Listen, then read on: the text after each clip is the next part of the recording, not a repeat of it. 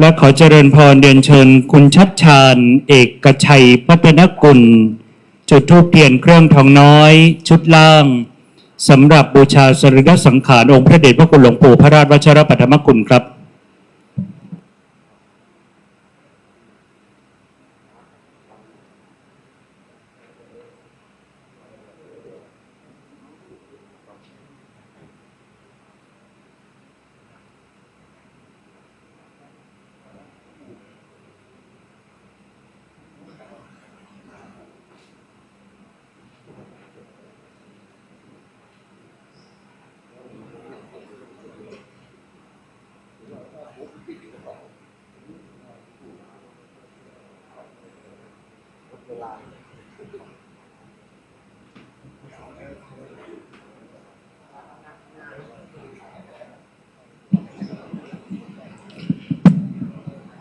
กล่าวคำบูชาพระรัตนตรัยพร้อมกันนะครับอิมินาสกการเรนะพุทธังอภิปูชยามะอิมินาสกการเรนะธัมมังอภิปูชยามะอิมินาสกการเรนะสังฆังอภิปูชยามะอะระหังสัมมาสัมพุทโธภควาพุทธังภคะวันตังอภิวาเทมิสวากขาโตภคะวตาธัมโมธัมมังนามัสสามิสุปฏิปันโนภคะวะโตสา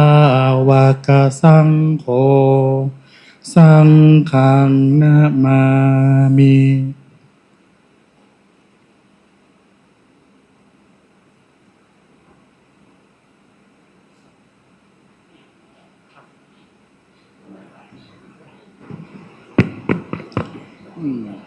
มะยังพันเตวิสุงวิสุงรักนัทายาติสารเนนะสหปัญจศีลานิยาจามาทุติยัมปิมะยังพันเตวิสุงวิสุงรักนัทายาติสารเนนะสหปัญจศีลานิยาจามาตติยัมปิมะยังพันเต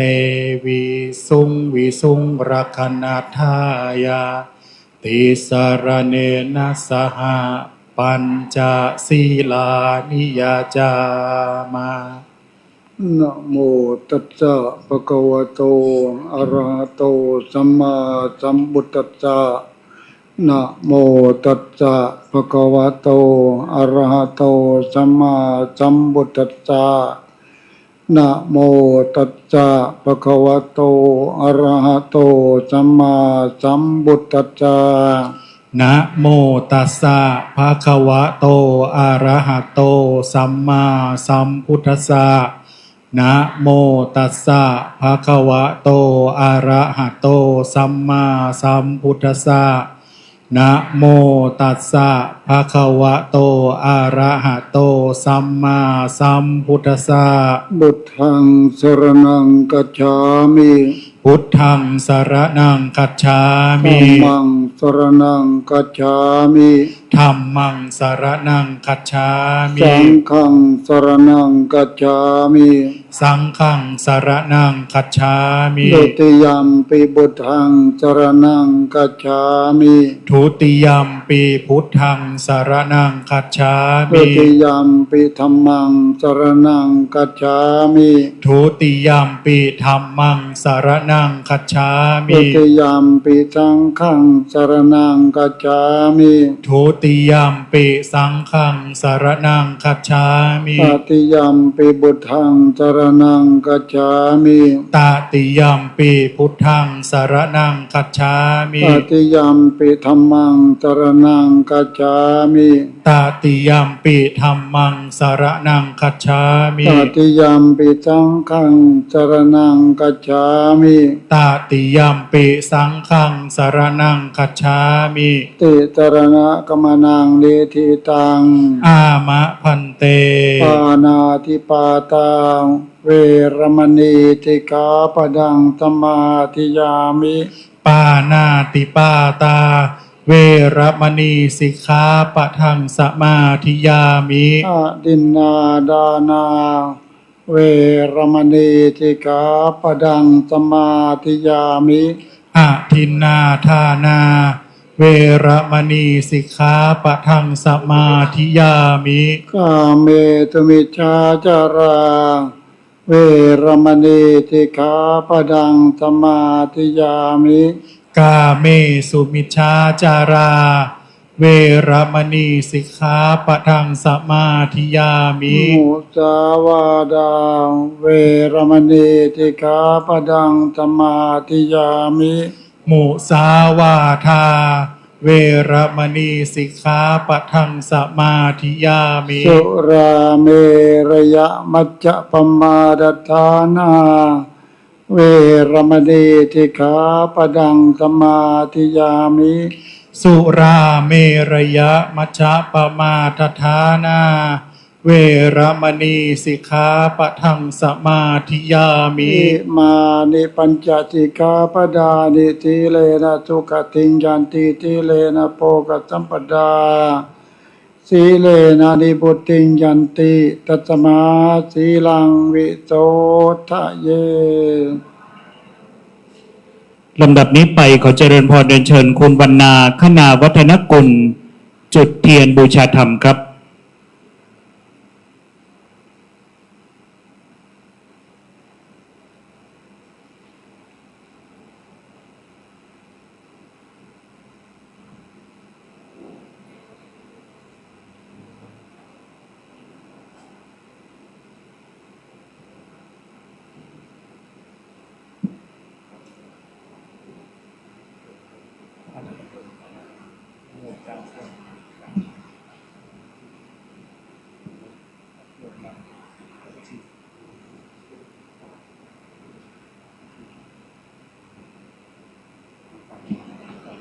และขอเจริญพรเรียนเชิญหม่อมราชวงศ์ช่อจิตบุญนาค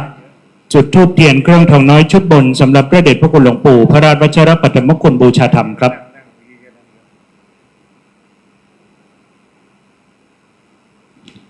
ซึ่งวันนี้ได้รับเมตตาธรรมจากพระเดชพระคุณพระธรรมวชิรญาณโกศลหรือที่เราเรียกกันว่าหลวงตาเยือนเมตตามาแสดงพระธรรมเทศนาซึ่งองค์หลวงตานั้นท่านได้เดินทางมาตั้งแต่วันที่พระเดชพระคุณหลวงปู่พระราชวชิรปัตตมคุณละสังขาร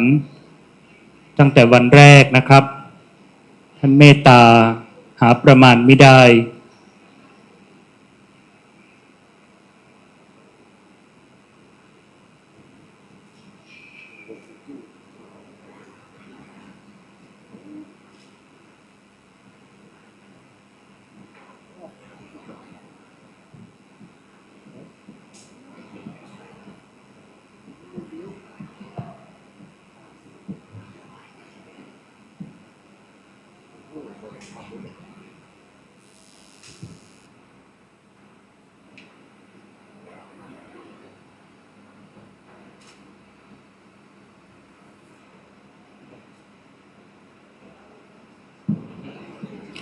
พรัมมาจะโลกาธิปติสหัมปติกัดอัญชลีอันทิวรังอยาจทะสันติธาสตตาปรชขะชาติกา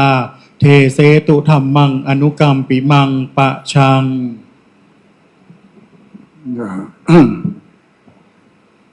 ขอกราบนมัสการท่านเจ้าอาวาสตลอดถึงพระสังฆาธิการทุกรูปท่านเป็นประเทศแต่เจ้าอาวาสใหญ่กว่านะวันนี้ก็จะให้มาเทศเรื่องอะไรดีเพราะหลวงพ่อโบเกตท่านเป็นพระนักปฏิบัตินักภาวนาถ้าเราจะเทศเรื่องอื่นคงไม่เหมาะสมเราสมควรจะเทศเรื่องสมาธิมากกว่านะโมตัสสะภะคะวะโตอะระหะโตสัมมาสัมพุทธัสสะ นะโมตัสสะภะคะวะโตอะระหะโตสัมมาสัมพุทธัสสะนะโมตัสสะภะคะวะโตอะระหะโตสัมมาสัมพุทธัสสะดังนั้นวันนี้ก็อาตมาจะเทศน์เรื่องสมาธิพอหลวงพ่อบัวเกศตอนเป็นพระนั่งสมาธิว่านั่งสมาธิอย่างไรถึงใจมันจะสงบได้ดังนั้นวันนี้อาตมาก็ว่าให้ญาติโยมเตรียมของมาว่าตีตัวเครื่องบินไปหาหลวงพ่อบัวเกศตีตัวด้วยนะท่านเจ้าวาดนะทั้งประเทศไม่ตีตัวผมไม่พาไปเด้ตัวเครื่องบินไม่พอดังนั้นจริงใดที่อาตมาให้เตรียมไว้ได้เตรียมไว้หรือเปล่าน้ำเย็นนะเพราะหลวงพ่อบัวเกศเกิดจากน้ำการที่จะไปหาท่านต้องเอาน้ำเย็นมาแล้วใครได้เตรียมไว้หรือเปล่าช่วยกันหน่อยช่วยกันหน่อยแล้วถ้าเตรียมไว้ถ้าเตรียมไว้เย็นไหมถ้าเย็นทุกคนใครไม่มีบ้างยกมือยกมือไว้นะวันนี้เราต้องไปหาหลวงพ่อเนาะว่าหลวงพ่อบัวเกศไปที่ไหนเดี๋ยวจะพาไปพาไปได้ถ้าดื้อพาไปไม่ได้แต่ถ้าไม่ดื้อพาไปง่ายที่สุดเลยนะเอาแจกเร็วๆหน่อยแต่ใครไม่มียกมือไหว้เลยยกมือขึ้นเลยปรืดเอาช่วยตามนิ้วมือด้วยเนอะช่วยตามนิ้วมือด้วยนะ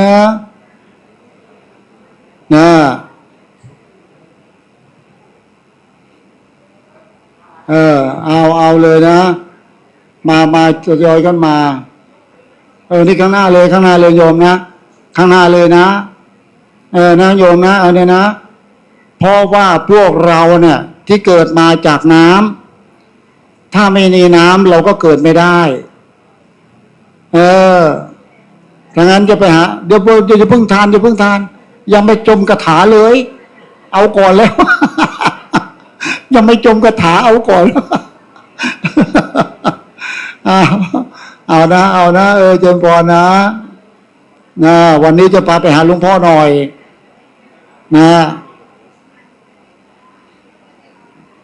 ไม่มีใครไปหาหลวงพ่อได้หรอกองค์เดียวที่จะพาไปได้นะ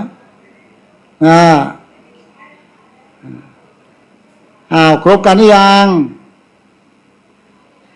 นู่นทางนู้นไปเรื่อยไปนี่แม่ชียังไม่ได้เลยเด้อโยมนู่นไปนู่นเลยนู่นข้างหลังเลยจงไปทั่วถึงนะเขาก็อยากไปหาหลวงปู่เหมือนกันนี้ว่าหลวงปู่ภาวนาแล้วไปไหนใช่ไหมภาวนาแล้วมรณภาพแล้วไปไหนเดี๋ยวจะพาไปจะพาไปเดี๋ยวจะมีพระองค์นี้องค์เดียวเลยแหละองค์ดำนี่แหละชอบพี่เขาเรียกประหลาดรุ่นพระประหลาดเนี่ยเรียบร้อยยังตอนนี้อาตมาจะให้เปรียบนะเปรียบว่าหลวงพ่อบัวเกศคือน้ำเย็นหลวงพ่อบัวเกศคือน้ำเย็นนะถ้าโยมจะพาหาหลวงพ่อโยมดูว่าน้ำเย็นที่กินไปแล้วเนี้ยมันลงไปถึงไหน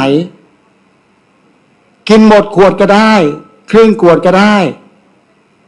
ถ้ากินหมดขวดจะพาหลวงพ่อไปจะไปหลวงพ่อง่ายที่สุดเพราะมันไม่มีประตูแต่ถ้ากินน้อยมันติดประตูมันเข้าไปยากเอาทานเลยนะเดี๋ยวจะพาไปหาหลวงพ่อเด้อเอาทานน้ำโดยพร้อมกันเลยโยมนะปรื้อเลยกินเยอะหน่อยนะโยมถ้าน้อยไม่ไปหาหลวงพ่อ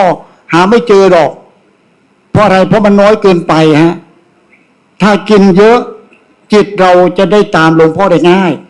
ก็เปรียบว่าหลวงพ่อเหมือนน้ำเย็นถ้ากินไม่เยอะมันจะไม่เย็นเข้าใจไหม กินน้ำเนี่ยกินไปเถอะไม่มีปัญหาเพราะเป็นน้ำมนต์นะเป็นน้ำมนต์โยมนะเป็นน้ำมนต์ถ้ากินเสร็จแล้วก็ให้ทุกคนก็หลับตานะโยมนะหลับตาเลยนะหลับตาให้สนิทไว้ตอนนี้โยมนึกไปว่าหลวงพ่อบัวเกศคือน้ำเย็นที่เรากินไปนั้นน่ะแล้วก็ดูว่าหลวงพ่อน่ะลงไปถึงเราถึงไหนแล้วถึงท้องเราหรือยังเปรียบเหมือนหลวงพ่อบัวเกศคือน้ำเย็นเราอยากเจอท่านต้องตามน้ำไปเลยตามไปเรื่อยๆเรื่อยๆไปความเย็นมากเย็นน้อยก็ตามไปถ้าเย็นน้อยโยมก็เติมน้ำอีกถ้าเย็นมากจับได้แล้วจับหลวงพ่อได้แล้วแล้วจับหลวงพ่อได้แล้วดูว่าหลวงพ่อพาเราไปไหนแล้วก็ตามท่านไปเรื่อยๆอย่าเป็นคนดื้อคนสอนง่ายๆตามน้ำไปเลยอย่าขวางทางน้ำตอนนี้พอเราเปลี่ยนกิริยาบทอื่นหมดแล้วพุทโธไม่ต้องเอาน้ำเย็นเป็นตัวแทนน้ำเย็นนี่คือตัวแทนหลวงพ่อบัวเกศตอนนี้โยมดูว่าความเย็นในท้องโยมชัดหรือยังถ้าชัดเจนหมายความโยมเจอหลวงพ่อแล้ว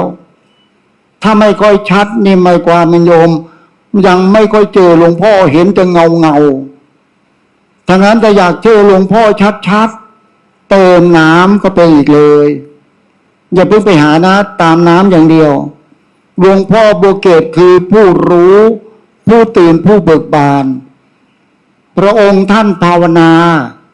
จิตท่านเข้าไปสู่สมาธิสมาธิของหลวงพ่อบัวเกศคือสมาธิในสมาธิในเหมือนน้ำเย็นที่อยู่ข้างในเรานี่แหละ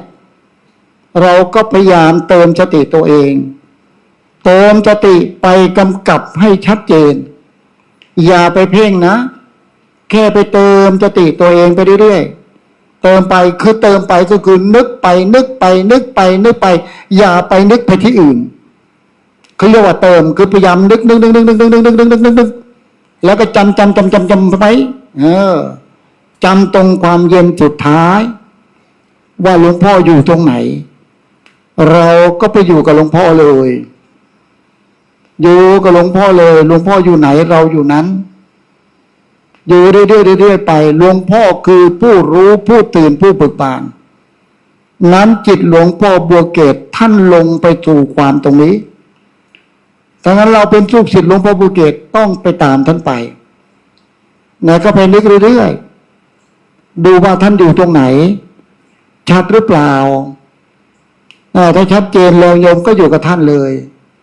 ไม่ต้องไปไหนแล้ววันนี้ประมาณ15 นาทีโยมอยู่กับหลวงพ่อบัวเกศเลยนะอย่าเพิ่งไปไหนเพราะเราเป็นลูกศิษย์ท่านตอนนี้ท่านอยู่ในตัวเราแล้วเพราะท่านเกิดมาจากน้ำถ้าเราทำไมต้องตามน้ำไปก็ท่านเกิดจากน้ำก็ต้องตามน้ำหลวงพ่อบัวเกศก็เกิดจากน้ำหยดเดียวแล้วเกิดจากที่ไหนนู่นอยู่ในท้องโยม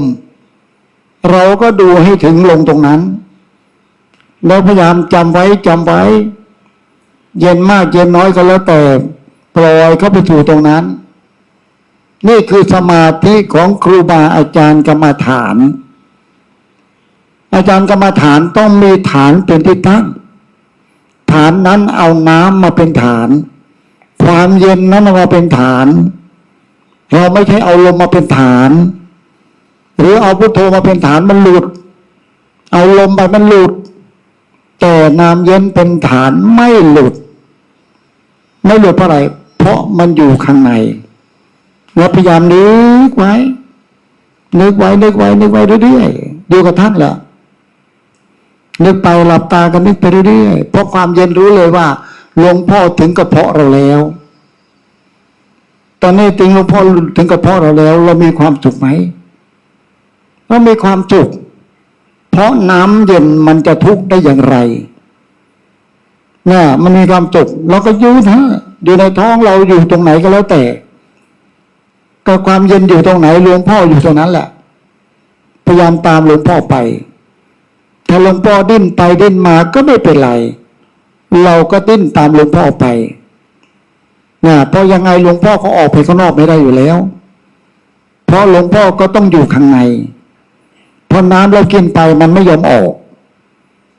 มันไม่ยอมออกไปข้างนอกนั่นคือสติหลวงพ่อบัวเกศเนี่ยแต่มาไม่เห็นหน้าท่านแป๊บเดียวจิตท่านลงมาลงไปข้างในเหมือนที่โยมกำลังกำหนดจิตอยู่เนี่ยลงไปข้างในฮะท่านไม่ไปข้างนอกท่านไปข้างในข้างในคืออะไรโยมพอเราเห็นความเย็นตรงนั้นเสร็จแล้วนะโยมนะความเย็นนี่มันไม่เกี่ยวกับร่างกายนะไม่เกี่ยวกับร่างกายเรานะขอให้เราจับความเย็นได้มากถามเราน้ำเย็นเกี่ยวกับลำไส้เราไหมไม่เกี่ยวกับลำไส้ความเย็นก็คือความรู้สึกเย็นๆน่ะความรู้สึกเย็นๆเนี่ยคือจิตเราทำไมความรู้สึกเย็นๆคือจิตเราจิตเราคือเจ้ามโนนึกนี่แหละเราต้องเอาน้ำเย็นล่อมันไปอยู่ข้างในเสร็จแล้วที่เราไปอยู่ข้างในปั๊บเราจะนึกไปข้างนอกก็ไม่ได้เราจะนึกไปตรงนั้นทำความนึกของเราพยายามนึกไปตรงนั้นมากๆนึกไปเรื่อยๆไปนึกไปเรื่อยๆไปอยู่กับการนงอยู่กับหลวงพ่อโยมจะรู้ว่าโยมมีความสุขขนาดไหนเนี่ยแล้วก็ความสุขก็จะเกิดขึ้นแก่ตัวเรานี่แหละหลวงพ่อมีความสุขยังไงโยมก็มีความสุขอย่างนั้นเพราะจิตแต่ละดวงมันไปที่เดียวกันหมดถ้าจะไปที่พ้นทุกข์มันก็จะไปที่เดียวกันแต่จะไปหาที่ทุกข์มันก็ไปคนละที่กันดังนั้นครูบาอาจารย์กรรมฐานสายหลวงปู่มั่นจิตท่านจะเข้าสู่ข้างในสู่ถึงความว่างกายว่างอารมณ์ทั้งหมดเหลือแต่ผู้รู้ตรงนี้นะดังนั้นจิตใจเราก็ดูอยู่กับหลวงปู่อยู่ไปเรื่อยๆไปตอนนี้เรารู้เลยว่าหลวงปู่อยู่กับเรามากหรือน้อยถ้าหลวงปู่อยู่กับเรามากความเย็นก็ชัดเจนขึ้นชัดเจนขึ้นหมายความว่าไอ้ที่ไม่ค่อยชัดคือเราไม่เข้าไปหาหลวงปู่เราไม่ไปหาหลวงปู่ก็ไม่ค่อยชัดทั้งหลวงปู่อยู่นะแต่ไม่รู้จะกังวลอะไรที่ไม่ไปหาหลวงปู่เลยเสียดายอะไรเหรอเราไม่ต้องเสียดายตามน้ำไปเลยความเย็นถึงไหนใจเราถึงนั้นเสร็จแล้วจิตใจเราก็จะอยู่ข้างในจะอยู่ข้างในอาตมาตั้งชื่อว่าสมาธิในสมาธิในมันจะไม่ไปข้างนอกมันจะอยู่แต่ข้างในไม่ว่าเราจะเลิกภาวนาหรือไม่เลิกภาวนามันก็อยู่ข้างในอยู่ดีมันจะไม่ไปไหนเราพยายามนึกไปเรื่อยๆโยมนึกไปเรื่อยๆไปนะวันนี้ไม่ต้องไปหาใครแล้วไปหาหลวงพ่อบัวเกศอย่างเดียวแล้วอยู่ตรงนั้นแล้วโยมจะรู้เลยว่าหลวงปู่บัวเกศเนี่ยท่านอยู่ตรงที่เรารู้เนี่ย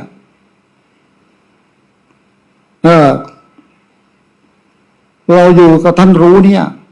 เราดูได้ทดลองก็ได้โยม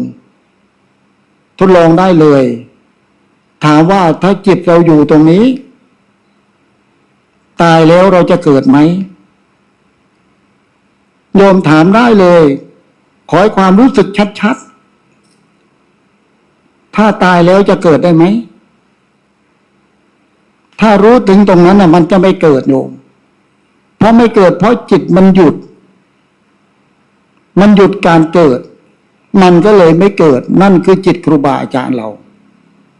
ไม่ว่าหลวงปู่มั่นครูบาอาจารย์หลวงตามาไปที่เดียวกันหมดเลยไปตรงจิตที่ไม่เกิดตอนนี้จิตไม่เกิดครูบาอาจารย์พูดโยมก็เข้าใจยากมันเป็นไปได้เหรอจิตที่ไม่เกิดส่วนมากเขาสอนว่าจิตเกิดจิตโลภจิตโกรธจิตหลงแต่ที่อาตมาสอนนี้อาตมาไม่ไปหาจิตก็โยมดูความเย็นจนนี้โยมจะโกรธคนได้ไหมโยมจะด่าคนได้ไหมลองคิดดูความรู้สึกเย็นๆเนี้ย มันด่าไม่ได้เลยนะเพราะมันหยุดจิตเราจริงๆมันหยุดนะไอ้ที่ไม่หยุดเนี่ยคือวิญญาณโยมแต่ตอนนี้อาตมาไม่สอนไปโลกวิญญาณอาตมาสอนไปทางจิตที่ไม่เกิดถ้าวิญญาณมันก็จะพาเกิดแต่ถ้าพาจิตที่ไม่เกิดนั้นคือสายของพระพุทธเจ้าพระพุทธเจ้าท่านภาวนาจิตท่านไปเจอจิตที่ไม่เกิดเสร็จแล้วถึงท่านประกาศพระพุทธศาสนาขึ้นมา2,000 กว่าปีนะท่านไปเจอจิตที่ไม่เกิดท่านก็เลยคิดว่าจิตที่ไม่เกิดนี้จะให้ใครจะให้สัตว์เดรัจฉานก็ไม่ได้หรือสัตว์เลื้อยคลานก็ไม่ได้ท่านพิจารณาแล้วให้บุคคลเหมือนท่านบุคคลเหมือนพระพุทธเจ้ามีแขนมีขามีนู้นมีทุกอย่างท่านก็เลยเรียกเราเข้าบริษัทพุทธบริษัททั้ง4ในบริษัทของพระพุทธเจ้าบริษัทไม่เกิดนะโยมนะบริษัทไม่เกิดเลยถามบริษัทไม่เกิดมีด้วยหรือมีถ้าไม่มีพระพุทธเจ้าไม่ประกาศหรอกศาสนาพุทธเป็นศาสนาสมาธิโยมสมาธิไม่เกิดนั่นนี่คือของพุทธเจ้าแต่ถ้าพวกเราภาวนาก็เสือกไปเกิดใช่ไหมไม่ไปตามที่พุทธเจ้ารับแล้วแล้วสมาธิไม่เกิดมันอยู่ตรงไหนนี่กำลังพาไปก็กำลังพาไปนี่ไปดูสิอย่าดื้อทำตัวง่ายๆทำตัวเซ่อๆก็ไปดูตรงนั้นแล้วตรงความเย็นสุดท้ายเนี่ยที่เราเย็นเนี่ยถามว่าเรามีความโกรธได้ไหมเราจะโกรธคนได้ไหมตรงนั้นเราจะเกลียดคนได้ไหมเราจะโลภคนได้ไหมตรงนั้นไม่มีใครรู้เท่าโยมถึงอาตมาประทับใจพระพุทธเจ้าบอกตรัสรู้เองด้วยชอบด้วยพระองค์เองชัดเจนมากเลยนะอย่าว่าแต่พระองค์รู้ทุกคนของบริษัทของพระเจ้าพร้อมจะรู้ได้เหมือนกันหมดไม่ว่าผู้หญิงผู้ชายไม่เกี่ยวทั้งนั้นพระพุทธเจ้าท่านบอกเราจะอยู่ข้างในท่านบอกโอปนัยโกน้อมเข้ามาดูสิท่านบอกตถาคตที่อยู่ข้างในนี่แหละตถาคตของพระเจ้าคือผู้รู้ผู้ตื่นผู้เบิกบานถ้าโยมเจอผู้รู้ตรงนี้ปั๊บโยมจะไม่มีความเครียดและจิตตรงนี้ก็จะไม่ออกข้างนอกด้วยจะไม่ไปไหนจะรู้อยู่ตรงนั้นแหละแล้วอยู่ตรงนี้แหละสำคัญที่สุดเพราะหลวงปู่ดูลท่านบอกถ้าเห็นจิตกายหายถ้าเห็นจิตกายหายจิตเราจริงๆมันไม่มีกายมันไม่มีกายโยมก็ลองดูที่ว่าความรู้สึกเย็นๆตรงนี้โยมมองเห็นว่ากายโยมมีไหมทดสอบได้เลยถามมาดูที่พยายามดูกายเรามันไปเห็นกายไหมส่วนมากถ้าจิตจริงๆจิตเราไม่มีกายจิตเรามันเป็นความว่างมันไม่มีกายถ้าเห็นกายก็ไม่ใช่จิตอยู่ดีถ้าเห็นกายไม่ใช่จิตถ้าเห็นไม่เห็นกายนั่นคือจิตแท้จิตนั้นเป็นจิตที่มันไม่เกิดโยมไม่ต้องบรรลุธรรมแค่ไม่เกิดก็พอแล้วตรงไหนไม่เกิดเราอยู่ตรงนั้นตรงไหนไม่เกิดเราก็อยู่ตรงนั้นถ้าโยมจะไปตัดกิเลสตัณหานี่โยมต้องเกิดเพราะจิตเรากิเลสไม่มีจิตจริงๆกิเลสไม่มีโยมเคยเห็นความว่างไหมมันเคยมีไหมความว่างโกรธคนได้เหรอเกลียดคนได้เหรอความว่างก็คือธรรมชาติหนึ่งธรรมชาติตรงนี้ก็เรียกว่าความว่างถ้าตามหลวงปู่ดูลท่านบอกว่าโลกุตระจิตคำว่าโลกุตระจิตมันโยมบอกว่าจะไปได้เหรอโลกุตระมันจะไปได้แค่พระเท่านั้นมันไม่เกี่ยวกับพระโยมฐานะเราเท่ากันพระพุทธเจ้าท่านให้ผู้รู้เท่ากันไม่ว่าผู้หญิงผู้ชายแต่โยมคิดว่าฐานะอย่างนั้นโยมก็ไปยากเพราะเอาฐานะไปขวางความรู้เจ้าของดังนั้นเราก็ดูจิตของเราตรงนี้เรื่อยๆไปเพราะจิตตรงนี้จะไม่มีร่างกายนะโยมนะไม่มีร่างกายมีเหมือนไม่มี นั้นจิตที่พ้นทุกข์ได้ มีเหมือนไม่มีนั่นคือจิตที่พ้นทุกข์ได้และผู้รู้ตรงนี้รู้อยู่ในตัวเรา แต่จะไม่เห็นตัวเราเลยนะมันแยกออกจากกัน แยกออกจากกัน จิตเรามีจิตมีวิญญาณกับจิตไม่มีวิญญาณถ้าจิตมีวิญญาณมันก็จะพาเราไปเกิดแต่จิตที่ไม่มีวิญญาณจิตตรงนี้จิตที่พระเจ้าประกาศพระธรรมคำสอนขึ้นมาคือจิตที่ไม่เกิดจิตที่เกิดนี้คือไม่ใช่จิตของพระพุทธเจ้าจิตที่เกิดนี้เป็นจิตของเทวทัตเพราะเทวทัตมันจิตมันเกิดมันโกรธมีความโลภความหลงอิจฉาทิฏฐิยาคนทั่วไปไอ้นู้นก็ไม่ดีไอ้นี่ก็ไม่ดีแกล้งพุทธเจ้าทุกอย่างเพราะอะไรเพราะเทวทัตหาจิตเจ้าของไม่เจอหาจิตเจ้าของไม่เจอก็เลยเป็นธาตุของวิญญาณเรียกธาตุของขันธ์ห้าขันธ์ห้ามันทุกเวทนาสัญญาสังขารวิญญาณทั้งหมดเลยมันต้องเกิดแต่ว่าที่เราสอนนี้เราไม่ไปตรงนั้นเราจะไปหาหลวงพ่อบัวเกศเพราะหลวงพ่อบัวเกศท่านไปโลกุตระจิตไม่ไปโลกิยะจิตนะโยมนะต้องดูว่าหลวงพ่อยังอยู่ไหมถ้าหลวงพ่ออยู่หมายความโยมเจอหลวงพ่อแล้วตอนนี้เจอหลวงพ่อโยมยังทุกข์ไหมหรือยังวุ่นวายไหมเพราะถ้าเจอหลวงพ่อความวุ่นวายก็หายหมดมันไม่วุ่นวายเลยเพราะอะไรเพราะจิตของหลวงพ่อนั้นคือไปสู่โลกุตระจิตไปแล้วตามประจาโลกเขาเรียกนิพพานแต่เราไม่ต้องพูดถึงคำว่านิพพานมันใหญ่โตเกินไปแค่ไม่เกิดก็พอแล้วตรงไหนไม่เกิดเราอยู่ตรงนั้นแต่ถามว่าท่านโยมอยู่ตรงนี้ได้ประมาณ5 นาที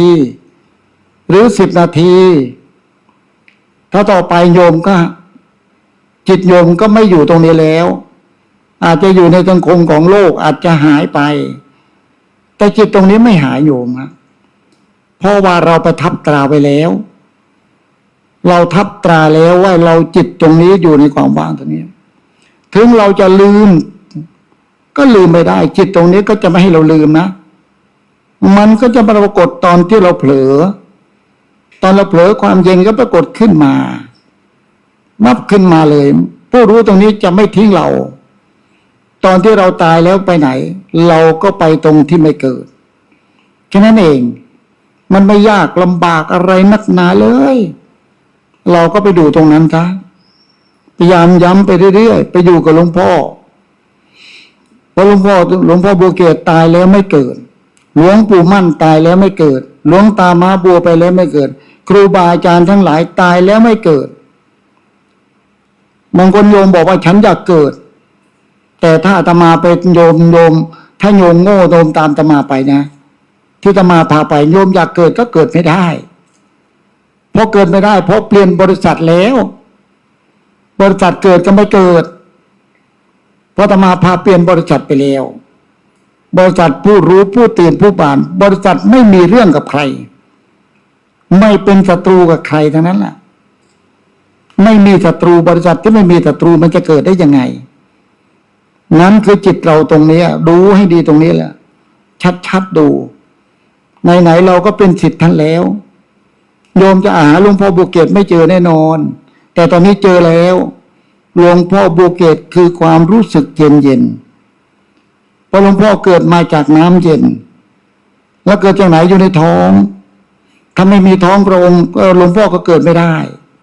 มาจากน้ำหยดเดียวนี้เองนั่นก็เรียกกรรมฐานน้ำเย็น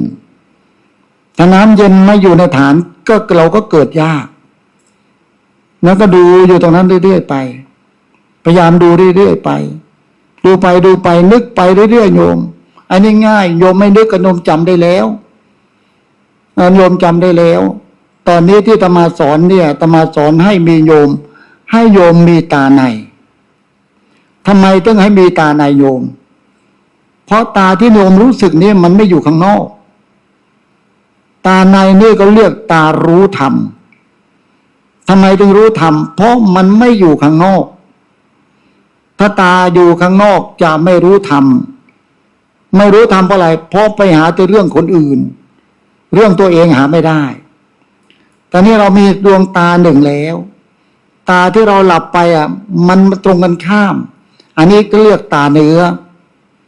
แต่ตาที่เรารู้สึกตรงนี้ก็เรียกตาใจถ้าพูดภาษาเรื่องเรียกตาใจตารู้อะไรรู้ธรรมทำไมต้องรู้ธรรมเพราะตอนนี้สติเราอยู่ทำอยู่ตรงนี้อยู่แล้วไม่ไปทำที่อื่นเขาเรียกสติรู้ธรรมไม่ไปย้ำที่อื่นเลยตอนนี้เราก็ดูเรื่อยๆตรงนี้ไปมาดูตรงนี้เรื่อยๆตมาอยู่กับหลวงตามาบัวมา3 ปีจิตตมาก็ลงอยู่ตรงนี้หลวงตาท่านเทศทั่วไปท่านบอกให้ไปกากิเลสฆ่าโน้นฆ่านี่เฉพาะคนที่ไม่เห็นจิตก็ไม่เป็นไรก็ฆ่าไปแต่อย่างตมาก็เจอแล้วตมาก็หลวงตาก็เทศยังไงก็แล้วแต่จิตเราก็คือจิตเราอยู่นั่นแหละไม่ใช่ครูบาอาจารย์เทศอะไรแล้วก็ไปตามหมดไม่ใช่นะนั่นเป็นกุศโลบายของครูบาอาจารย์แต่จิตของครูบาอาจารย์ถ้าคนถึงจิตอยู่ตรงนี้ท่านจะพูดเรื่องจิตทำไมจะพูดเรื่องจิตโยมตมาอยู่กับหลวงตามหาบัวจับเส้น2:2หลวงตาท่านบอกท่านเยือนตอนนี้ห้องที่เรานั่งอยู่นี่คือมันไม่ว่างเลย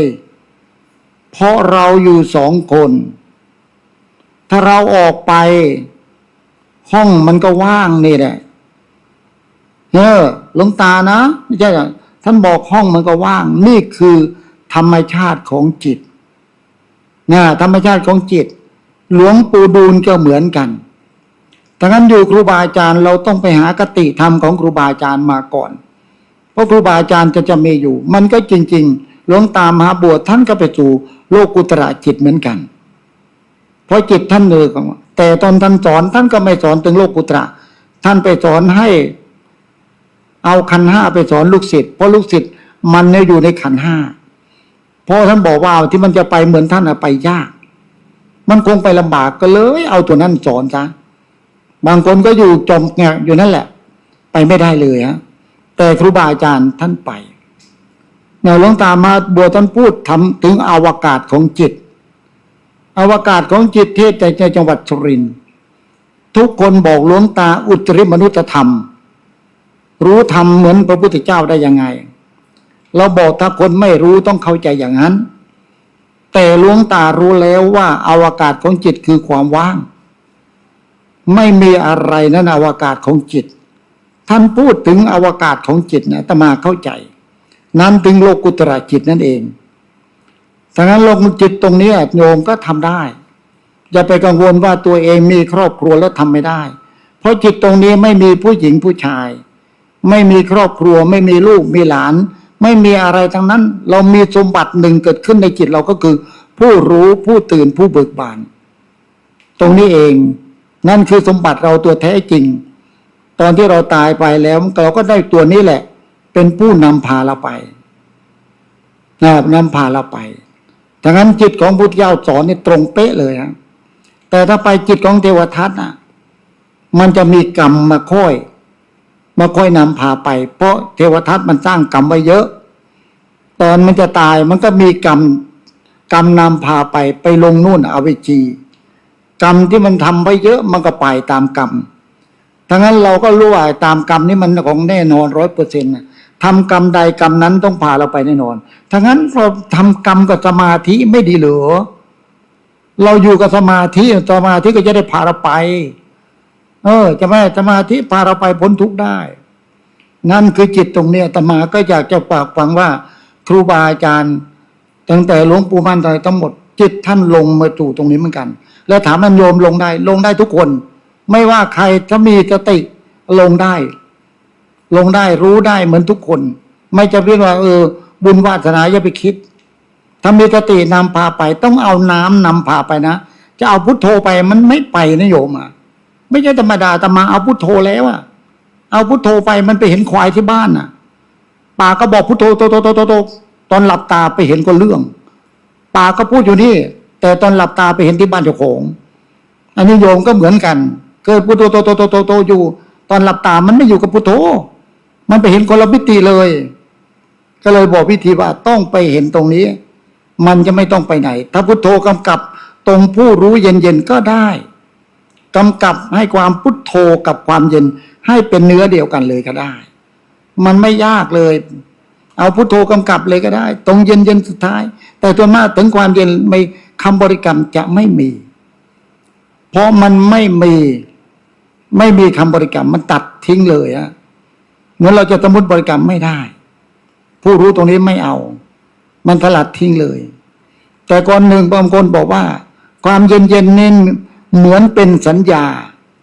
หลวงพ่อเยือนสอนให้แค่สัญญาความจำความจำเย็นๆนั่นเองแค่สมาธิแค่สมถะแต่ความจริงมันไม่ใช่ สมาธิเราสอนนี่คือสมาธิหาเรื่องคนไม่ได้ จะเป็นสมถะได้ยังไงแล้วบอกว่าน่าจะเป็นสัญญาอาตมาก็อยากให้ญาติโยมลองปรุงแต่งดูที่ความเย็นๆน่ะโยมปรุงแต่งให้ร้อนได้ไหมหรือปรุงแต่งอย่างอื่นก็ได้ลองดูถ้าเป็นสัญญามันปรุงแต่งได้แต่ถ้าปรุงแต่งไม่ได้นั่นเขาเรียกปัญญาโลกุตระจิตไอ้ที่ปรุงแต่งไม่ได้เขาปัญญาโลกุตระทำไมเขาว่าปัญญาเพราะมันอยู่ในความว่างตลอดอยู่ในความตลอดไอ้ที่ปัญญาตรงนี้ก็เรียกปัญญาไม่เกิดปัญญาที่มันอยู่ในโลกิยะก็เรียกปัญญาเกิดไม่ใช่ปัญญาด้วยซ้ำไปเราให้ฐานะไม่ดีดอกอันนั้นก็เรียกลงสังขารเนี่ยลงสังขารนั่นคิดดูพระพุทธเจ้าไม่ได้รับเราที่ไหนถ้าเรามันสำนึกตรงนี้ดีกว่าพระพุทธเจ้าไม่เคยคือที่ให้พระเจ้าไม่สอนไปตรงนู้นนะอันนั้นของเทวทัตโลกิยะมันสอนไปเนี่ยนั้นแต่งั้นวันนี้อาตมาก็เลยพาโยมไปหาหลวงพ่อบุเกตตอนอาตมาพูดโยมก็หัวเราะตอนนี้โยมก็เจอหลวงพ่อบุเกตหรือยังถ้าเจอแล้วอาตมาพูดคงไม่น่าจะเป็นความจริงแม่อาตมาก็เจอหลวงพ่อบุเกตเหมือนกันรู้อยู่นั่นเองคือผู้รู้ผู้ตื่นผู้เบิกบานท่านนั้นหลักธรรมคำสอนวันนี้ก็มาสอนเรื่องจิตสมาธิในสมาธิในอยู่ยังไงถึงมันอยู่ข้างในไม่ออกข้างนอกนี่แหละสมาธิตรงเนี้ยก็เรียกสมาธิในถ้าสมาธินอกมันจะไม่อยู่ข้างในเพื่อทำจิตใจโยมไม่ต้องไปฆ่านู้นฆ่านี้ไม่ต้องไปหาจิตอย่างเดียวเพราะทำไมถึงว่าอย่างนั้นเพราะหลวงปู่ดูลท่านบอกอาตมาเนี่ยความโง่อาตมา 99% เลยหลวงปู่ดูลสอนอาตมาไปหาจิตเลยไปหาจิตเลยหลวงปู่ดูลกับอาตมาคิดว่าน่าจะดึงจิตอาตมาเข้าไปสู่ตรงนั้นนะทำความรู้สึกเพราะอาตมาไม่มีน้ำเย็นมันเย็นเหมือนน้ำเลยดงที่อาตมาโง่อาตมาก็ตามเลยตามจนสุดความเย็นนู้นหลุดจากกายเลยนะหลุดปุ๊บเหลือแต่ความว่างเลยนะน่าจะหลวงปู่ดูลดึงไปหาสู่สมาธิไปสู่โลกุตระจิตมากกว่าเราเข้าใจอย่างนั้นนะเนี่ยก็เลยเราเข้าใจเราก็เข้าใจตรงนี้ดีกว่าเพราะเข้าใจอย่างอื่นไม่ได้เพราะจิตตรงนั้นมันไปอย่างนั้นจริงๆนะฉะนั้นวันนี้อาตมาเองไม่ได้อยู่เชียงใหม่นานนะอาตมาต้องขึ้นเครื่องกลับกรุงเทพโยมเดี๋ยวเจ้าคุณท่านบอกว่าเดี๋ยวตกเครื่องท่านเลยให้เวลาอาตมาไวหน่อยฉะนั้นวันนี้ก็อาตมาก็การเอาจิตโยมก็ไปสู่หลวงพ่อบุเกตอาตมาก็น่าจะเพียงพอเพราะโยมเจอแล้วถึงยังไงก็ต้องเจอตลอดนะการบรรยายธรรมก็สมควรแก่เวลาเอวังก็มีด้วยประการละชนีสาธุพระธรรมเทศนาทรงแสดงโดยพระเดชพระคุณพระธรรมวชิรญาณโกศลหลวงพ่อเยือนซึ่งท่านเมตตามาแสดงพระธรรมเทศนาในงานบำเพ็ญกุศล100 วันพระเดชพระคุณหลวงปู่เป็นพระธรรมเทศนาอันวิเศษเป็นธรรมะอย่างพิสดาร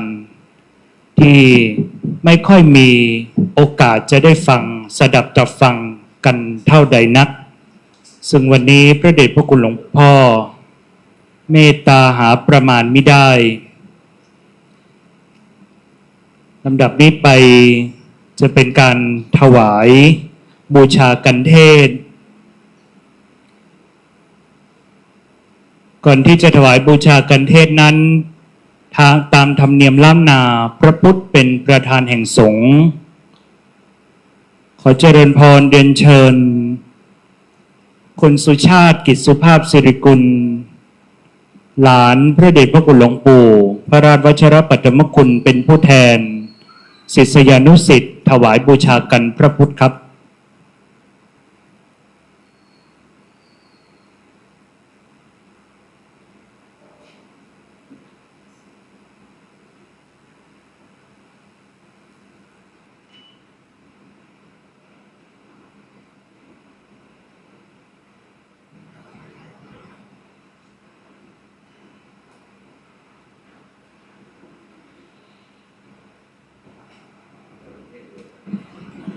ถวายบูชากันเทศขอเจริญพรเดินเชิญนายแพทย์วิชัยธนาโสพลผู้อำนวยการโรงพยาบาลพัทยาปัทมกุลซึ่งพระเดชพระคุณหลวงปู่พระราชวชิรปัทมกุลนั้นได้เมตตาอุปถัมภ์การสร้างโรงพยาบาลพัทยาปัทมกุลจนแล้วเสร็จถึงหมดห่วงและอีกภายใน2 วันเมื่อฉลองโรงพยาบาลพัทยาปัทมคุณแล้วหลวงปู่ละสังขารครับ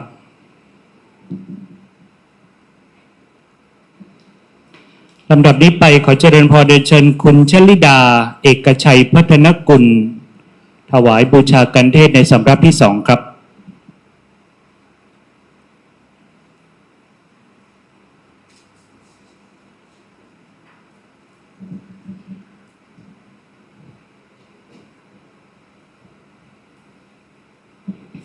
สำหรับที่3ขอเจริญพรเรียนเชิญแม่ชีหม่อมราชวงศ์ทัตยาชุมพลครับ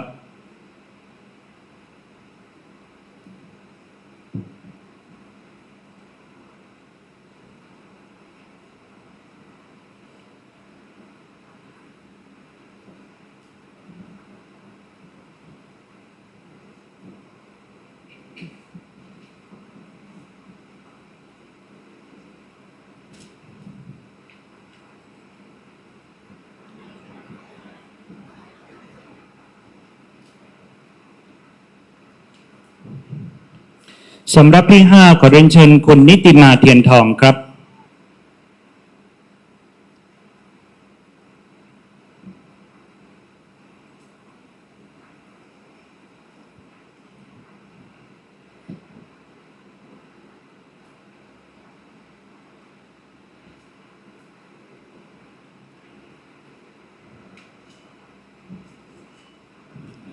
ขอเรียนเชิญคุณวัชรินทร์ศรีสมบูรณ์ครับ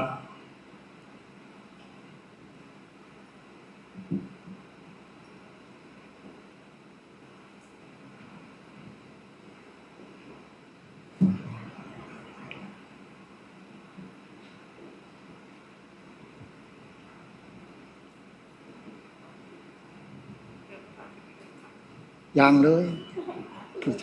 และขอเรียนเชิญคุณชมวรังคณาวีรโชติครับ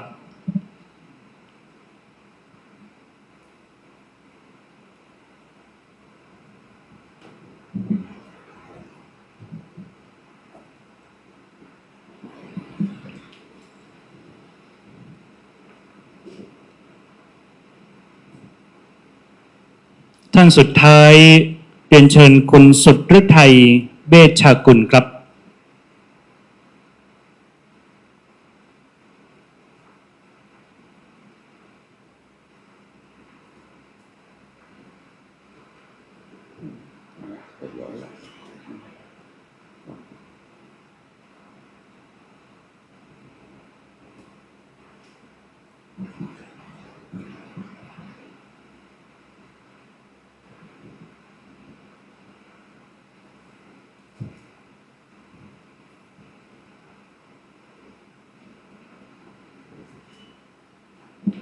โอกาสนี้ขอรัตนาพระเดชพระคุณ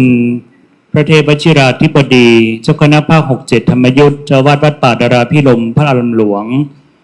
ได้น้อมถวายกัปปิยพันธ์เพื่อร่วมสมทบทุนในการสร้างถนน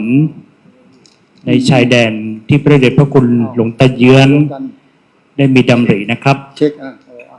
ฮอเลยนะเช็คก็ฮอเลยนะก็โอกาสนี้ขออาราธนาพระเดชพระคุณพระธรรมวชิรญาณโสพลอนุโมทนากถาครับก็เมื่อกี้พาไปหาหลวงปู่ใครเจอหลวงปู่แล้วยกมือฮะหลวงพ่อโบวเกตเมื่อกี้ที่อยู่ในท้องโยมเย็นๆนั้นอ่ะเย็นไหมยังรู้สึกไหมนั่นคือหลวงปู่นะเพราะเราภาวนาเพื่อหาผู้รู้ถ้าไม่ใช่น้ำเย็นจะรู้ไม่ได้เลยนะเราไม่รู้เลยพุ่งซ่านอย่างเดียวนะแต่ตอนนี้รู้แล้วว่าความรู้สึกเย็นๆนั่นคือหลวงพ่อไม่ใช่ใครหลวงพ่อโบวเกตอยู่นั่นแหละท่านโยมก็นึกถึงท่านบ่อยๆท่านก็อยู่กับเราบ่อยๆเด้ท่านไม่หนีเด้ตอนนี้อยู่ในท้องโยมเรียบร้อยแล้วใช่ไหมนึกกับหลวงพ่อโบวเกตเขาท้องโยมไม่ได้เหรอนะดังนั้นภารกิจอาตมาก็มีอยู่หนึ่งสอนเรื่องสมาธิข้อที่สองมีภารกิจข้อที่สองเกี่ยวกับเกิดสงครามขึ้นมาเราไม่เคยรู้เลยว่าแผ่นดินไทยเราเนี่ยมันอยู่ตรงไหนอยู่จุดไหนเลยเพิ่งมารู้ตอนนี้อาตมาตัดสินใจบอกทหารบอกป่าไม้ขอทำถนนตามตะเข็บชายแดนตะเข็บชายแดนคือตามหลักเขตนะเอาหลักเขตเลยโยมหลักเขตหนึ่งเขตสองเขตสามเขตสี่เขตห้าเขตหกเขตเจ็ดเขตแปดเขตเก้าแล้วโยมฮะหลักที่เก้าเลยนะขอบเลยฮะไม่สนใจเขมรเพราะนี่เขมรทำเองถ้าไทยทำน่ะทะเลาะกันถ้าเราทำทะเลาะกันถ้าเขมรทำไม่ทะเลาะเพราะอาตมาบอกทำถนนเพื่อให้เขมรเดินกับไทยถ้าไม่ทำถนนหลวงพ่อจะไปหาเขมรเจอเหรอใช่ไหมตอนนี้อาตมาทำคิดน้ำมันไปแล้วหมดไป230,000 ลิตรโยมคิดดูทำมาหลายเดือนแล้วตอนนี้ได้ทั้งหมดตอนหน้าถึงหลัก9แล้วหลัก9ระยะเส้นทางมันเป็นตะโกงนี่โยมไปเรื่อยๆลำบากแต่เหมือนไอ้ที่เชียงใหม่เนี่ยบางครั้งก็โค้งไปหาเขาเราก็ต้องขึ้นไปก็ลงไปหาเขมรเลยไม่มีที่ลงไปหามันเลยดีกว่าแล้วก็ค่อยง้อยขึ้นมาใหม่ ต้องทำอย่างนั้นแต่คุยกันรู้เรื่องถ้าโยมไหนอยากจะช่วยเรื่องน้ำมันตอนนี้แมคโครมีอยู่ประมาณ5-6 คันแล้วจะทำตั้งแต่บุรีรัมย์มาเลยฮะช่องบกบุรีรัมย์จากโน้นมาบ้านกรวดตีมาทั้งนี้เลยมาช่องสงำให้ประกบกันไปถึงช่องจอมเนื้อประสาทตะเมินประสาทตะควายเราจะไปทำให้ทหารเขาทำทหารมีภารกิจเยอะอยู่นะอย่างนี้เลยแค่เขาทำปกป้องประเทศชาติก็น่าจะเพียงพอแล้วทั้งนั้นที่ทำถนนเนี่ยต้องเป็นพวกเราต้องเป็นพวกเราเท่านั้นเงินที่เหลือใช้ไอ้ที่ลืมโอนให้บ้างที่จะไปเก็บไว้ทำไมไปหาหลวงพ่อเยือนก็หาไม่ได้ต้องโอนไปบ้างพออาตมาไปเนี่ยเพราะอาตมาไม่เคยทอดพระป่าบางคนบอกหลวงพ่อเยือนไม่ต้องทอดพระป่าบอกเพราะท่านอยู่ในป่าแล้วไม่ทอดทำไมเขาว่าอย่างนั้นก็เลยไม่ทอดก็ไม่ทอดเงินที่ได้ปัจจัยทั้งหมดนี่มาจากญาณโยมโอนไปอาตมาก็เช็คอยู่ในธนาคารภัยพิบัติเห็นตัวเลขขึ้นมาปั๊บเราก็เบิกเงินตัวนี้จ่ายค่าที่เราใช้จ่ายทั้งหมดนะก็ใช้ไปเดือนหนึ่งก็ประมาณ4 ล้านบาทต่อเดือนนะโยมนี่เก่งมากโอนไปให้ถึงขนาดนั้นนะอันนี้เดือนนี้ได้มาประมาณ1.5 ล้านแล้วสิ้นเดือนน่าจะถึง4 ล้านเหมือนกันเด้4 ล้านปั๊บเราสั่งเลยน้ำมันอาทิตย์ละ10,000 ลิตรโยมการทำมันไม่ใช่ง่ายโยมมันเป็นป่าในระเบิดทหารเขาไม่อยากทำก็เพราะระเบิดมันเยอะพระทำพระไม่รู้จักระเบิดทำไปเรื่อยเปื่อยก็เลือกพระไม่รู้เรื่องเนี่ยแต่เขมรบอกว่าทำไมถึงให้ทำก็หลวงตาเยือนก็อยากทำกูจะไปห้ามก็ได้ยังไงใช่ไหมถ้าทหารทำเขมรห้ามได้แต่นี่พระทำจะมาห้ามพระได้ยังไงใช่ไหมพระท่านอยากทำไปหาก็เรื่องท่านไปตอนนี้ทำเสร็จถนนเบลเลอร์จะให้ทหารวิ่งสบายเลยโยมติดเลยขอบเนี่ยอาตมาเห็นประโยชน์มหาศาลคือถนนเนี้ยมันเป็นดินแดนชัดเจนที่สุดเลย ไม่ใช่ดินแดนเอาแค่นี้ เอาแค่นี้ก่อน ต่อไปจะเอานครวัดต่อ พัทบงถ้าโยมให้กำลังใจไปแน่แต่ตอนนี้โยมนะปัญหาเร่งด่วนที่สุดเลยนะเพราะหนึ่งเราขยายฐานใหม่แต่ก่อนเขมรทหารไทยอยู่นู่นเจดีหลวงแต่ตอนนี้เราขยายมาประกบตรงนี้ต้องมาทำฐานใหม่ทีวันนี้ก็ทำบังเกอร์ให้ทหารขุดโกเลตให้ทหารอยู่ตลอดเลยฮะตอนนี้ก็เร่งที่สุดโดนตรวจการโยมทุกจุดไม่มีแต่ของเขมรเมื่อคืนบินมาถึงเขาสลาเลยเด้มันมาดูว่าหลวงตาเยือนอยู่หรือเปล่าโดนของมันบินนะ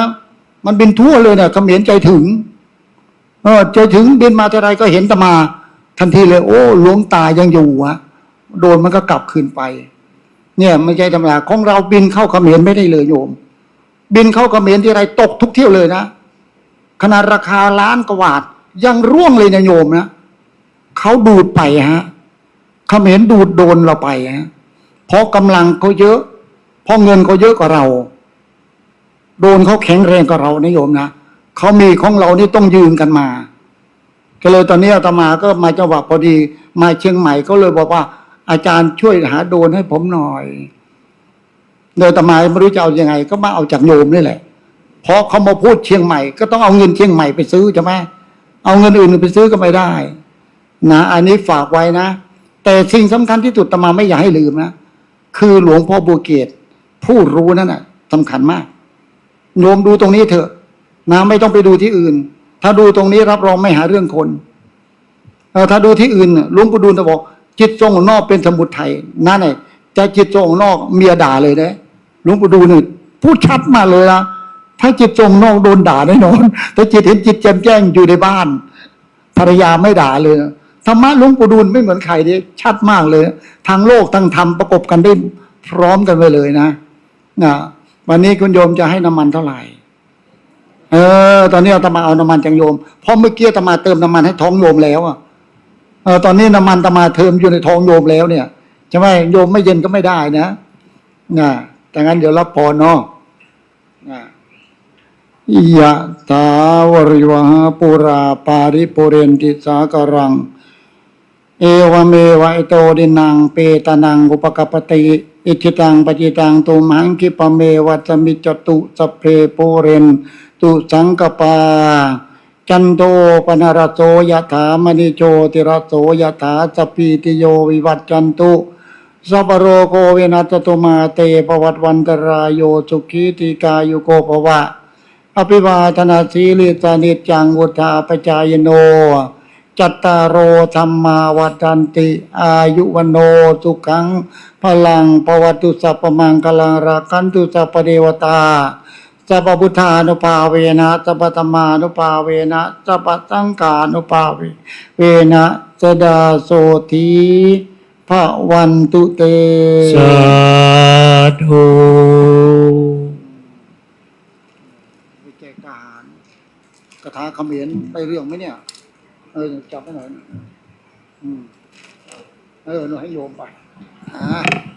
ในร่มเมตตาธรรมพระเดชพระคุณพระธรรมวชิรญาณโสพลที่เมตตาต่อศิษยานุศิษย์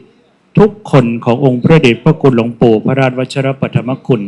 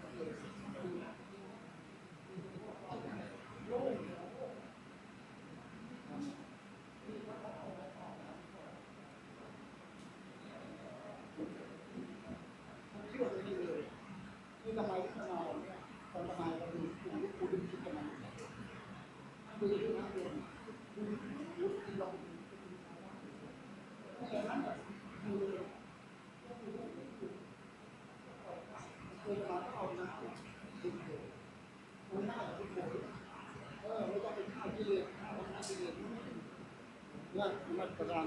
ทุกพระองค์นะครับไปแล้วมาทางไหนก็ไปทางนั้นนะครับเราจะถ่ายรูปทำไมถ่ายรูปก่อนแล้วพอมันเข้าไปถ่ายเยอะทำนั้นไม่ได้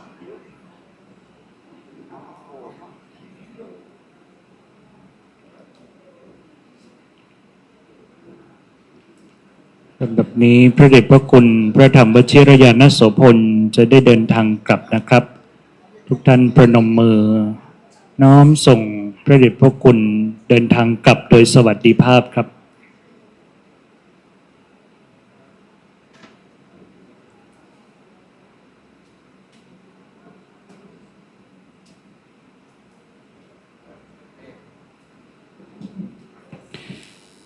ลำดับนี้ไปจะเป็นการสดับพระอภิธรรมขอเจริญพรเรียนเชิญคุณวัชรินทร์ศรีสมบูรณ์จุดธูปเทียนบูชาพระอภิธรรมครับ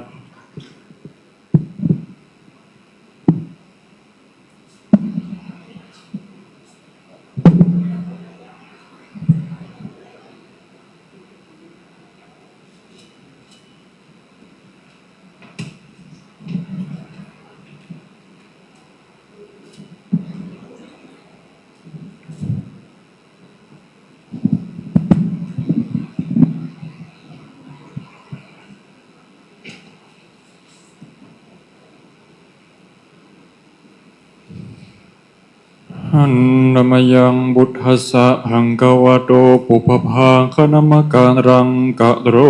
มะเสนะโมตัสสะหังกวะโตอะระหะโตสัมมาสัมพุทธัสสะ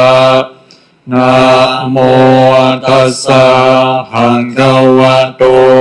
อะระหะโตสัมมาสัมพุทธัสสะนะโมตัสสะภะคะวะโตอะระหะโตสัมมาสัมพุทธัสสะกุศลธรรมะอกุศลธรรมะอัปยากตาธรรมะกาตเมธรรมะกุศลยาสมิงสมัยเยกามาวจรังกุสรังจิตตังอุปนังโหติโสมานัสสะหังกตังญาณสัมปยุตตังรูปังรัมมะนังวาสันดารัมมะนังวาขันธารัมมะนังวารสารัมมะนังวาโพธรรมบารมะนังวาธรรมารมะนังวา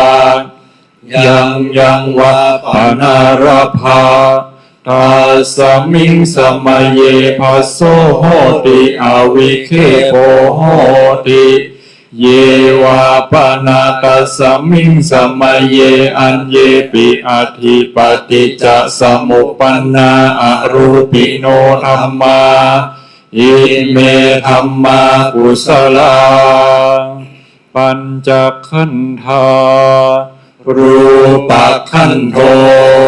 เวทนาขันโธสัญญาขันโธสังขารขันโธวิญญาณขันโธตถาคตโมรูปขันโธยังกินจิรูปังอติตานาคตปัจจุปันนังอาชาตังวามหิทาวาโอลาริกังวาสุขุมังวาหิงังวาปณิตังวายังดูเรวาสันติเกวาทาเดกัจฉังอภิสัญโยหิตวาอภิสังขิปิตวาอายังอุจจติรูปขันโธสังฆโหอสังฆโหสังฆอิเตนะอสังฆอิตังอสังฆอิเตนะสังฆอิตังสังฆอิเตนะสังฆอิตังอสังฆอิเตนะอสังฆอิตังสัมปโยโควิปโยโค สัมปยุตเตนะวิปยุตตังวิปยุตเตนะสัมปยุตตังอาสังคหิตังชะปัญญติโยขันธปัญญติอายตนะปัญญติธาตุปัญญติสัจจปัญญติอินทริยปัญญติปุคละปัญญติกิตาวตาปุงคลานังปุงคละปัญญติสัมมยวิมุตโตอะสัมมยวิมุตโตกุปะธัมโมอะกุปะธัมโมปาริหานธัมโมอะปาริหานธัมโมเจตนาภัพโมอนุรักขณาภัพโมปุถุชโนโคตังระภูพายุปาระโตอะพายุปาระโตพามบาคัมมโนอะพัมบาคัมมโนนิยโตอะนิยโตปาติปันนโกภะเลขิโตอะระหะอะระหัตตายะปฏิปันโนปุคโลอุปลาภติสาชิกถาปรมัตถินาติอามันตาโยสัจจิกัตโธปรมัตโธตโตโสปุคโลอุปลาภติสัจจิกัตถาปรมัตถินาตินาหิวังวัตเปอาจานาหินิคาหังหันจิปุคโลอุปลาภติสัจจิกัตถาปรมัตถินาเตนะวะตะเรวะตะเบโยสัจจิกัตโธปรมัตโธตโตโสปุคโลอุปลาภติสัจจิกัตถาปรมัตถินาติมิจฉาเยเกจิกุศลธัมมาสัมเบเตกุศลมูลาเยวาปานะกุศลมูลาสัมเบเตธัมมากุศลาเยเกจิกุศลธัมมาสัมเบเตกุศลมูเลนะเอกมูลาเยวาปานะกุศลมูเลนะเอกมูลาสัมเบเตธัมมากุศลาเหตุปัจจโยอารมณปัจจโยอาทิปติปัจจโยอานันตรปัจจโยสามานันตรปัจจโยสหชาตปัจจโยอันเสวนาปัจจโยอัญญมัญญปัจจโยนิสยปัจจโยโอปานิสยปัจจโยปุเรชาตปัจจโยปัจฉาชาตปัจจโยอาเสวนาปัจจโยกัมมปัจจโยวิปากปัจจโยอาหารปัจจโยอินทริยปัจจโยชานะปัจจโยมังคปัจจโยสัมปยุตตปัจจโยวิปยุตตปัจจโยอาทิปัจจโยนาทิปัจจโยวิงคตปัจจโยอาวิงคตปัจจโยพระสงฆ์จตุรวรรษสำหรับวัดป่าดาราพิรมย์พระอารามหลวงได้สวดพระอภิธรรม7 คัมภีร์ซึ่งเป็นพระธรรมบทหนึ่งในองค์สมเด็จพระสัมมาสัมพุทธเจ้าที่ทรงใช้โปรดพระพุทธมารดา ในพรรษาที่7แห่งการตรัสรู้บนสวรรค์ชั้นดาวดึงส์ลำดับนี้ไปจะเป็นการถวายเครื่องไทยธรรมแด่พระผู้สวดพระอภิธรรมขอเจริญพรเรียนเชิญคุณสุรศักดิ์เหมาะประสิทธิ์คุณสิริพรตันติพงศ์คุณสุดฤทัยเวชกุลและคุณนฤมลอินทองครับ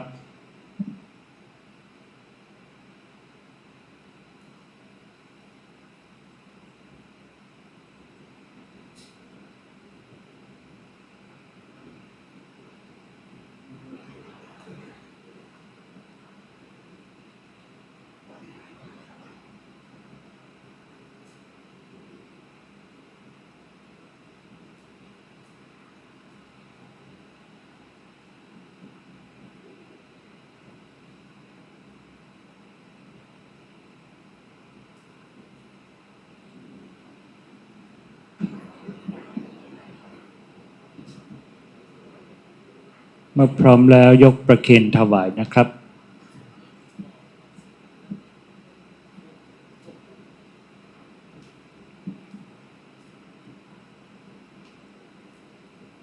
เรียนเชิญกลับที่นั่งรับเรียนเชิญครับเรียนเชิญประเคนถวายรูปสุดท้ายครับ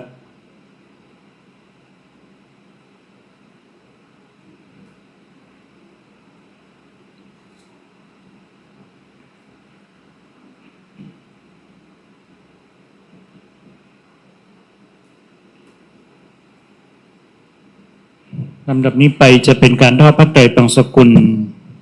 ผู้อุที่ถวายพระเดชพระคุณหลวงปู่พระราชวัชรปัทมคุณ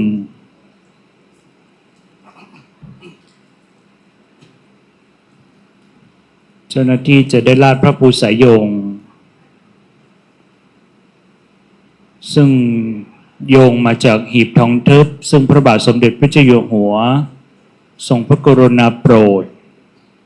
ให้ตั้งเป็นเกียรติยศพระราชทานศพพระเดชพระคุณหลวงปู่พระราชวชิรปัทมคุณซึ่งในวันนี้พิธีบำเพ็ญพระราชกุศล100 วันเป็นไปอย่างสมพระเกียรติได้น้อมบูชาพระเดชพระคุณหลวงปู่อย่างที่สุด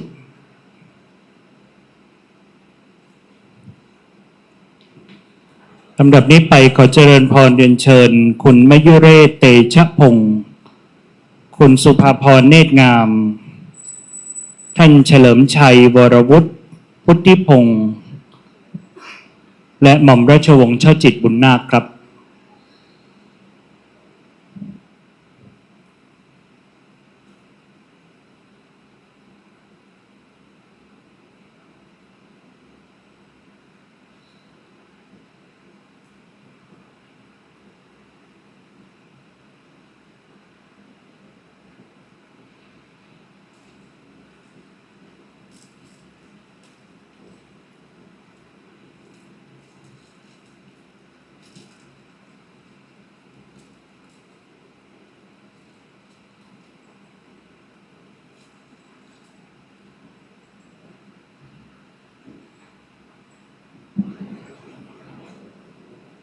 เรียนเชิญกลับที่นั่งรับรองเดิมนะครับพระสงฆ์ทั้งนั้นจะได้พิจารณาพระไตรปังสกุล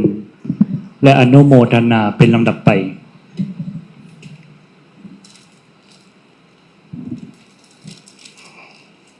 อนิจจวัตสังขาราอุปาณวายธรรมิโนอุปาชิตวานิรุชันติเตสังอุปัสสโมสุโขสัพเบสัตตามรันติจามะริงสุจามะริสเรตะเทวะหังมะริสามินาทิเมเอทาสังสยโย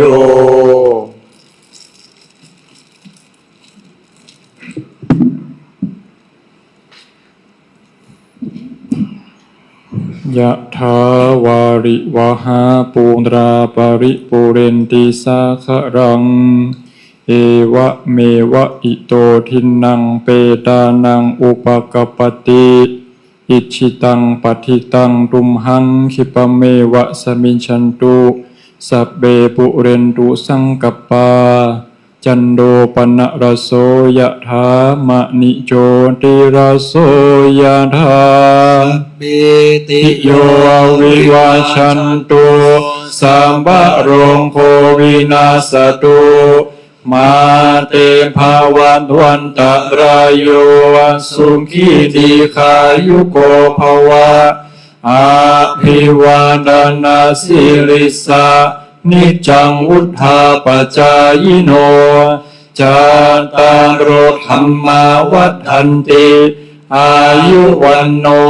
สุขังบาลังนะดาสิเมอังกาสิเมยาติมิตาสะคาสเมเปตานังดาคินังดาชาปุมเบกะตะมนุสสังรังนา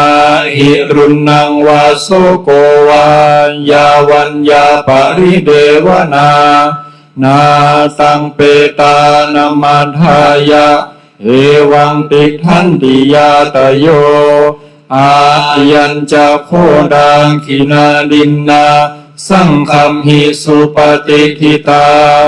ดิการตังหิตายัสสะ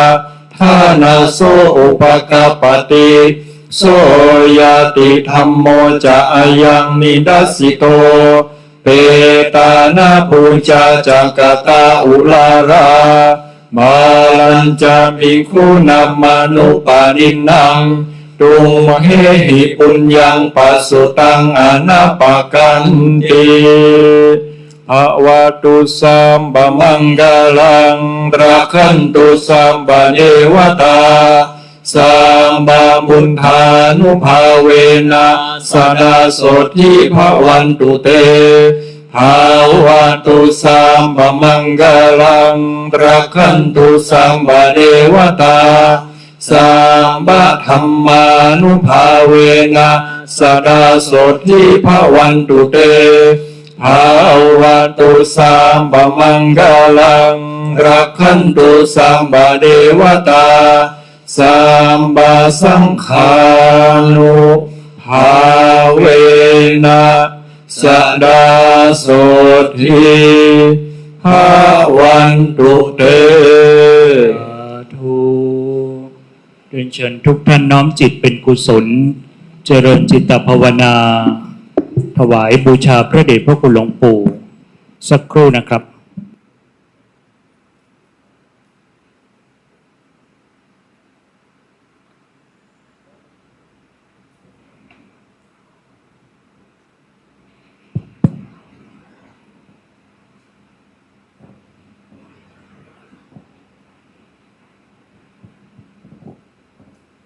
พิธีกรแจ้งกำหนดการวันพรุ่งนี้ พอสมควรแก่เวลาครับ ขอแจ้งกำหนดการ ในวันพรุ่งนี้ให้ทุกท่านได้ทราบ ซึ่งเป็นพิธีโดยเสด็จพระราชกุศลพระบาทสมเด็จพระเจ้าอยู่หัว ในเวลา 13 นาฬิกาจะเริ่มพิธีบำเพ็ญกุศลทักษิณานุปทาน พระสงฆ์100 รูปรับทักษิณานุปทาน และถวายทายธรรม จากนั้นมีพระธรรมเทศนากันหนึ่งแสดงโดยพระเดชพระคุณพระราชวชิรธรรมาจารย์หลวงพ่อสุธรรมเจ้าวาดวัดป่าบ้านตาดอำเภอเมืองจังหวัดอุดรธานีนะครับ และในเวลา 19 นาฬิกาจะมีพิธีทักษิณานุปทานอีกครั้งหนึ่ง มีพระธรรมเทศนากันหนึ่งแสดงโดยท่านพระครูเมตตากิติคุณหลวงตาสมหมาย แห่งวัดป่าสันติกาวาสอำเภอชัยวานจังหวัดอุดรธานีครับ ท่านใดว่างขอเรียนเชิญร่วมพิธีบำเพ็ญกุศลทักษิณานุปทานดังกล่าวนะครับ พรุ่งนี้นิมนต์สามเณรทั้ง10 รูปนี่สวดอภิธรรมนะสวดได้นะ เนร10 รูปนี้ดีมากขยัน เหมือนทหารทั้งหนึ่งกองทัพ บอกว่าวันพระถือเนสัตชิก ไม่นอนจริงหรือเปล่าอาจารย์ใหญ่ โอ้เก่งมาก องค์ไหนไม่ฉันข้าววันพระ มีอยู่2 องค์บอกว่า วันพระ โอ้สุดยอดเลยครับ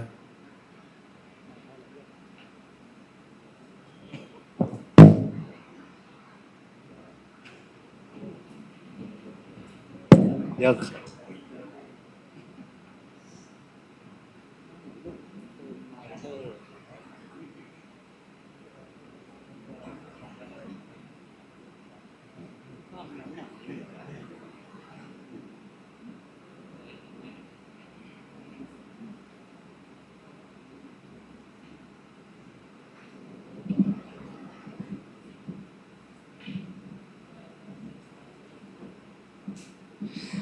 กล่าวคำบูชาพระรัตนตรัยพร้อมกันนะครับอะระหังสัมมาสัมพุทโธภควาพุทธังภควันตังอภิวาเทมิสวากขาโตภควตาธัมโมธัมมังนะมัสสามิสุปฏิปันโน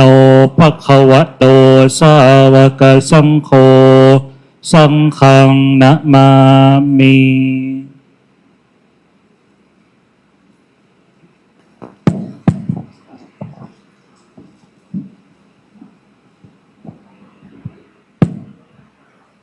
โฆษณาสามเณรยังหมดแล้วจ้ะแบกข้าวสารเป็นกระสอบอาตมาตกใจ ขยันเหลือเกิน แข็งแรงมาก ไม่ไม่แอะอะไรสักอย่างเห็นแล้วดีใจที่ได้เป็นอุปชฌาย์เขาแล้วเขาประพฤติดีปฏิบัติชอบพรุ่งนี้สวดได้ใช่ไหมได้ไหมลูกเมื่อกี้เห็นนั่งสวดฮะยังไม่ได้เหรอไม่เป็นไรเดี๋ยวหลวงพ่อทำบุญ พรุ่งนี้หลวงพ่อสุธรรม